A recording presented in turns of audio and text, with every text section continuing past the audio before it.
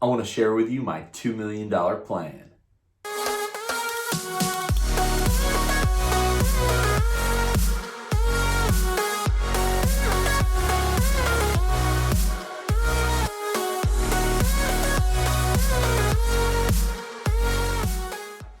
All right, guys, you know the drill. Hit that like button, hit subscribe, and hit the bell so you can get more valuable content as soon as it drops. All right, so this is it, the $2 million plan. What's this video about? We're going to talk about how we plan for the following year. So right now, we're going to talk about the plan for 2020, which for our plan happens to be how to surpass the $2 million mark. And I want to tell you the three things I do, the three things I break it down into to really hit for these plans, to have a shining star, a North Star, something to point for to guide you along the way. So when things get super busy and you can't keep up with everything, you're already headed in the direction, you just follow the star. So number one, the most important thing to do while planning for next year is to evaluate the heck out of this year. Scrutinize it. See where you're at. Look at your profit. Look at your expenses. Look at your labor. See where these things are at. Like right here. I'm working on this deal right here. This is, got a bunch of different numbers. This is how I'm going to plan the following year, the different amount of crews, how much revenue they're going to do. But, I just make a little folder, Company A, Company Analysis. And, in this, I've got my profit and loss. I've got my different transaction details that I would really like to hone in on to make sure our books were right this year, to make sure there was no weird flaws that are throwing these numbers sideways to me, so I can correctly look at these and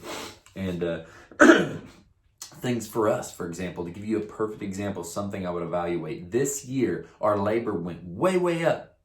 Our sales did not go up as fast as our labor. I look at the labor we spent, and I don't like how much we spent on labor this year. It just doesn't seem right to me. And going into the following year, that allows me to plan for that. And we already know we're on a trend of getting more involved with better equipment. So we're looking at what equipment we could use to make it where crews are out doing more with equipment and less with just sheer manpower. Less of that 4 guys pushing wheelbarrows to try to get this stuff moved, and more of whatever machine it takes to do that. So that's something that when I'm looking at that first thing and I'm evaluating those things, I'm picking out those holes. Right there, that huge thing of labor, there's a ton of profit that we can suck out of that. Now, we can suck that profit out of that. We can make a small payment compared to the labor and have a piece of equipment maybe replacing a lot of this labor, and then all that profit will roll down to the bottom line. So also, like I said, the other just expenses in general and profit margin. See where you're at on your profit margin. Make sure that you're where you're shooting to be. There's people that are gonna watch this video and hey, if you're watching this video right now and your net profit margin, true net profit margin after owner was paid, everything else, and you're willing to share, drop it in the comments below.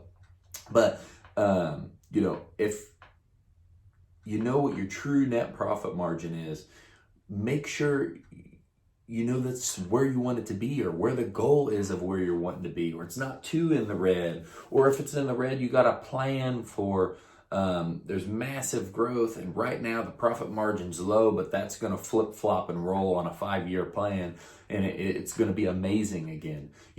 And while people are leaving those comments on their profit margin, you're going to hear stuff from everywhere. So if you're hearing stuff that makes you feel bad about yours, you're going to hear people say 20, 30, 40, 50, and they don't even understand what their net profit is. So know that wherever you're at, you're going to be okay. It's all right. Anything can be fixed. Anything can be worked out. There's companies turning down in the next to no profit margins, and they're massive. And maybe they've got a plan, or maybe they're on their way on just going out of business. and there's so much that goes into numbers because the P&L is in everything. There's more expensives that cut away from that net bottom line that if you don't know about and you're not watching for that, you might show a profit, it might not actually be a profit. But I'm not going to go into that. That's not the planning on this thing. That's more of an accounting deal. But so those are the things I look at. I make sure all this is going the right direction. Where are the different things we can fix? Like I told you about the equipment. I can get equipment and I can get rid of some of the labor and I can maybe make the guys happier because they're using high performance equipment to easily perform more work in better conditions for them. So that's step one. Evaluate everything. Look over all of it. Pick through it. Look at that gas bill. See how much you spent on gas this year. Look at this. Look at that.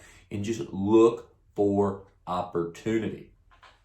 So step two is you take all that information that you just evaluated and you take it, in my situation, and you pump it into a planning sheet. So for us, planning sheets, a few different things. I'm going to bring this up and I'm going to show you. This evolves every year for me. I don't know how well you're going to be able to see this. Here, let me tap on the screen, see if I can get it to focus on that screen. So this right here, this is how we break down our monthly goals. So we pump in what we're shooting for and it comes up with monthly goals. That's kind of like the last little icing on the cake for me. But first I'll do a business analysis, then I'll look at the current bills, and then I get into budgeting. All the sheet, and there's going to be more. I'm changing the sheet up for anybody that I kind of passed this sheet along to before. This sheet right here, we're going to throw it up on jacobgodar.com. It's a sheet that I put some time into, and I really, really think it's good for everybody to be able to pull out their man-hour rates and work on these things. But this sheet right here is you put all the different things in that you have, all your different fixed overhead costs, and all of what it actually takes on equipment side to run a crew. And that allows you to build out your man-hour rate for this following year. And while I was saying you're taking all that planning you did and you're putting it forward. So I took the planning. Then I came up with this rough sheet right here. You see this? This rough sheet. I'm looking right now at landscape 1, 2, landscape maintenance 1, landscape maintenance 2, application 1, Mo 2, Mo 3. The different crews. Now I'm going to look and I'm going to plan how many different guys is this going to take right here. That's around 17 for us is what this next year is probably going to take at peak season. So if I look at all of these things and I look at the different revenues I think that these crews can produce, I know all of the guys. Now I can start listing out, hey, here's all the trucks that they're going to use along the top. Now, this is not a very clean version. I just like to throw mud at the wall and start thinking about things because I'll just get a lot on my mind and I got to get it out on paper.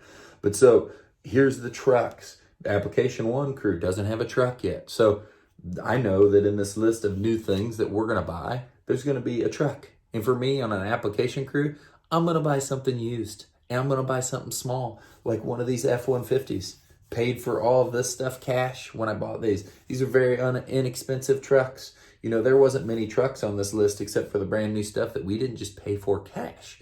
But like a little small F-150, you can get something for $3,000 to $6,000 that will last a long, long time. So I'll look at this and I know application 1 crew needs a truck. Right here, looking at this, I know what trailers each one of these crews is going to use. And these have already got trailers. Right here, this dump trailer. We don't have a second dump trailer. So that's something I'm going to throw in this list. So right now, it looks like we need a dump trailer. Another F-150. We're going to look at a Mini X starting Monday. We're going to look at a mini excavator. Suction cup. I want a suction cup for. We've got one for pavers, but we don't have a suction cup for small but we don't have a suction cup for large steps and oversized pavers. If anybody's following along on our Instagram or anything like that, or our Facebook, they're seeing pictures of these huge XL slab pavers we're putting in. We're going to move towards a trend of modern work, but the thing is you got to have a suction cup to pick the stuff up. They all weigh 100 plus a piece, and it's It's what you got to have. And we rented a suction cup, and I'm not going to do that again. We're going to get a suction cup. We're also going to get a new stone saw. We're 99.9% sure we're going to get a dustless IQ stone saw. And then what's the last thing on here?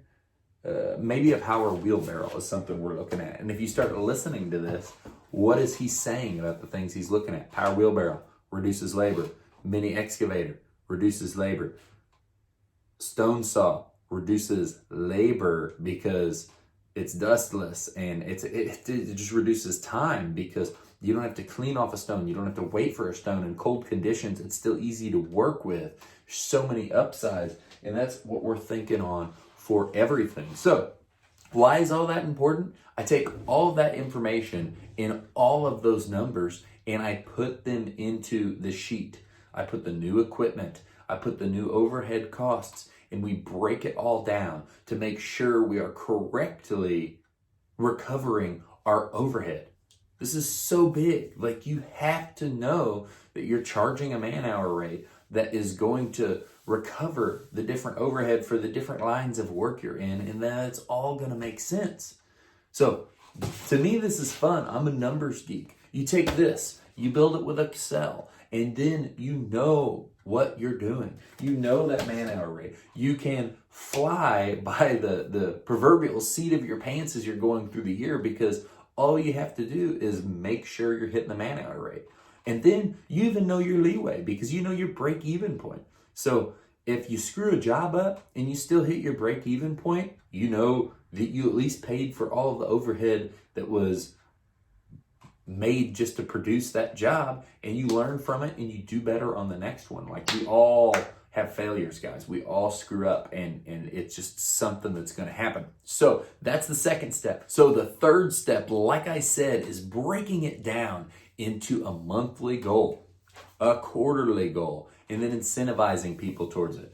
We got so busy this year. We shot up so much. We had so much growth. Things changed so much from going to working out of our house shop to working in a commercial place. And we did our best to track these things. We did our best to watch our man-hour rate. We just did our best. We had new people in the office. We had to get rid of some people in the office. So we had to bring in different people for this, different people for the field. You know, this year brought a ton of challenges, just like every year will. But now it's important to know those monthly goals so you've got something to shoot for. This year, we were shooting for this number this year, you know, and I knew it was just a huge number to shoot for this year. But we were shooting for this number this year, and we didn't really hit many goals on the way because it was such a big jump. So now, this coming year, we can get those goals back on the board. We can have those monthly goals that after the first quarter, once we actually start really churning, we pay out for those goals. We do bonuses based on those goals. You know, we watch our quarters to make sure our quarters are working, because if you have a plan for day by day by day to take place, day by day, hour by hour, week by week, you build month by month, and then you build a year by year, you know, you work it down and break it to the smallest piece so you can take the right steps to get where you're going. That's planning. That's what we do. That's the last piece of the puzzle. We throw it in that big pie chart for those different percentages for each month that I have seen with our business that we produced. Probably something I should reevaluate because it was based really off the very early year. But to come up with a goal, to have something to shoot for, to use it as a tool to motivate yourself and the team, just to know you're getting there. Because otherwise, you're saying, hey, I want to hit 200,000 this year. Hey, I want to hit 500,000 this year. Hey, I want to hit 1 million this year. And you're just running like a maniac 24/7, but you don't really know if you're getting there. And if you don't know if you're getting there, how do you know you're on the right road?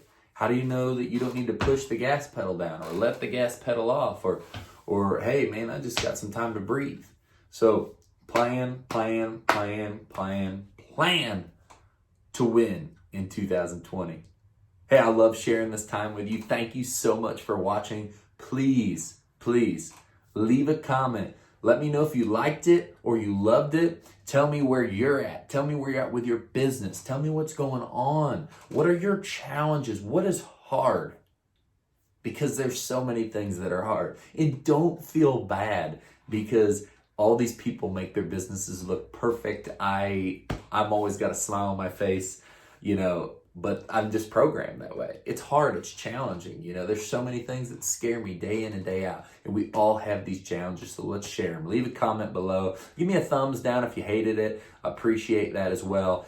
Any engagement is good engagement. Like, subscribe, follow us on Facebook, Snapchat, Instagram, and TikTok, and you have a fantastic day.